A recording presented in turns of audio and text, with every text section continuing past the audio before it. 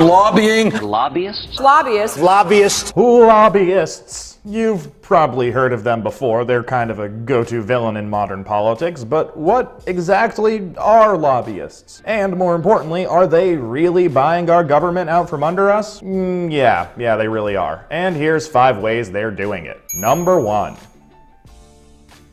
So, if you're a politician, you have to raise an obnoxious amount of money just to run for office. And one of the easiest ways to raise that kind of cash is by turning to lobbyists. Alright, so here's how it works. Let's say you are a big bank. Now, you want to get a senator on the banking committee to vote your way on an upcoming bill. So, the easiest thing you could do would be to just, bribe him. I mean, you could give $100,000 directly to his re-election campaign, nice and clean. But, unfortunately for you, that is super illegal, I hope.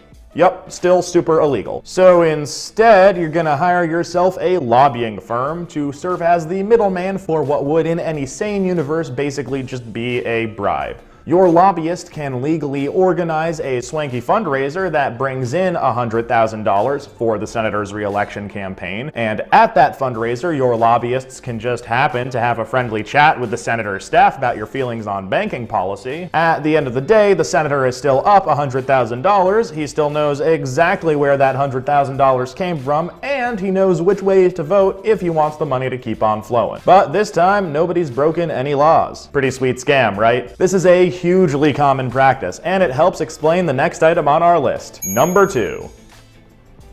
So, in many cases, lobbyists actually write our laws. Literally. For example, let's take a look at the 2014 Omnibus Budget deal. Now, Congress used this deal to secretly put taxpayers back on the hook to bail out banks that engage in risky derivatives trading. Yes, derivatives. You might remember them from such things as, causing the 2008 financial crisis, nearly destroying the economy of the United States, and almost causing Western civilization to fold in on itself. So yeah, that happened.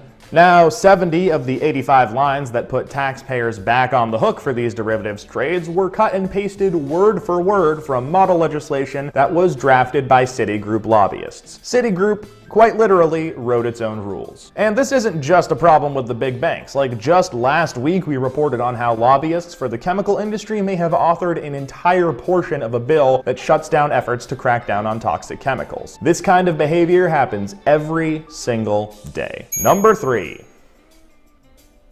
So, lobbyists routinely offer members of Congress and their staffers lucrative jobs at their firms or their clients' companies once they leave office. This practice is often called the revolving door, and it works like this. When we would become friendly with an office and they were important to us, I would say, or my staff would say to him or her at some point, when you're done working on the Hill, we'd very much like you to consider coming to work for us. Now, the moment I said that to them, that was it. We owned them. And what does that mean? Every request from our office, every request of our clients, everything that we want, they're going to do. Yeah, just let that sink right in. This practice has become crazily common. In the 1970s, less than 5% of retiring legislators went on to become lobbyists. Now, half of all retiring senators and a third of retiring House members do. And it's hard to overemphasize how tempting a revolving door gig can be. Congressmen who go on to become lobbyists get, on average, a 1,452% raise. 1,400%! I mean, can you imagine what that kind of raise would do for you at, say, your job? Number 4. So, thanks to loopholes in how federal law defines what a lobbyist actually is, many elected officials go on to take what are effectively revolving door lobbying jobs without ever having to officially register as lobbyists. Now, researchers estimate that there's actually twice as much lobbying as what's publicly disclosed. That makes lobbying a $7 billion a year industry, and it means that only half of the people who are being paid to influence our elected officials are required to follow what few rules there actually are. Number 5. So possibly the most upsetting part of all of this is how ridiculously effective lobbying is. One study found that for every dollar a company spends on lobbying, it gets $220 back in tax savings. I mean, that's crazy. That is a 1,000% return on investment. And it works really well for both sides of the aisle, which is why top lobbying firms raise big money for both Republicans and Democrats, usually at the same time. Like right this second, there is a lobbying firm in DC called Aiken Gump. Its roster is full of former members of Congress, and its clients include massive companies like the Chamber of Commerce, Monsanto, Boeing, and foreign governments like the United Arab Emirates and Japan. And Aiken Gump lobbyists are, as we speak, holding fundraisers for presidential candidates like Hillary Clinton, Jeb Bush, Marco Rubio, and John Kasich. They all work together.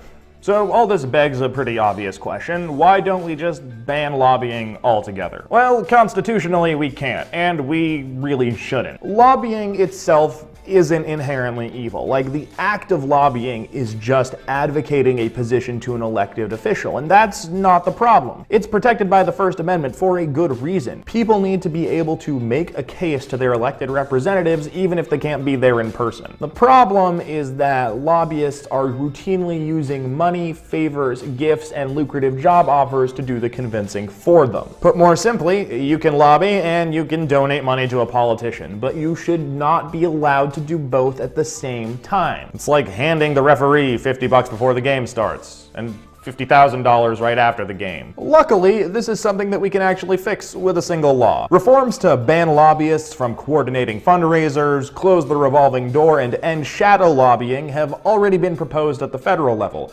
and they're currently picking up serious momentum in cities and states around the country, from Tallahassee, Florida to Seattle, Washington. We've got a bunch of ideas for how to keep that momentum going, and we would love your help to do it. So if you want to help us fix lobbying in, the entire country, check out this link right here at the bottom of the screen and we'll show you how. Alrighty, that is it for this week. Thank you so much for watching Follow the Money, and please, please, please do not forget to subscribe to our YouTube channel so you can see all of our videos instead of just the handful that your Facebook newsfeed decides to show you. Seriously, it doesn't show you all of them. I cannot emphasize that enough. If you've got any questions about money or politics or corruption, just send an email to mailbag@represent.us or tweet at us at represent.dot.